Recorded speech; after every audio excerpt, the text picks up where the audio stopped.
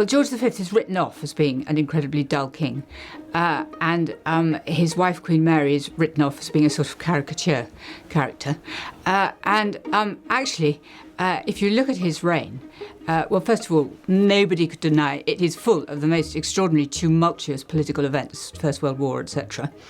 Also, if you look at what he does, he is an amazingly successful politician, and he's actually putting together governments, putting together the first Labour government, keeping the show on the road. So I came to admire him at the end. Well, George V people have always scoffed at the fact that the two things that he was interested in were shooting birds and collecting stamps. And they've seen this as being a sign of just how kind of stupid he is. He was not a stupid man. And in fact, you know, that's kept getting surprises with him, because he always was sort of, you know, he was much more modern, of a moderniser than you would think.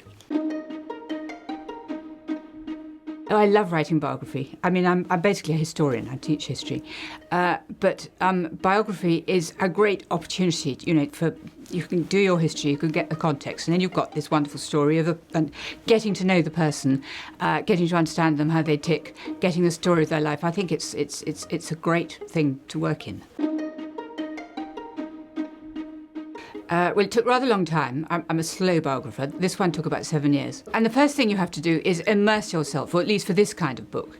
If there is an archive, that's great, and you can sort of absolutely soak yourself in that archive. So you begin to sort of know, you know, be able to predict how they'll react to things, get to know them, get to know what to look for. All this sort of extraordinary immersion process goes on. And then at some point you have to take the plunge and start writing.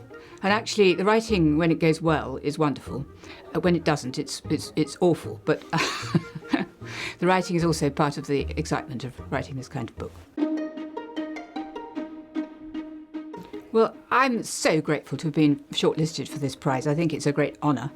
I think prizes are important because they raise the profile and they validate the form of biography. And I think historical biography is something that at the minute needs it's good to boost historical biography, because there's an awful lot of really successful memoir that people write, which sells vast amounts of copies.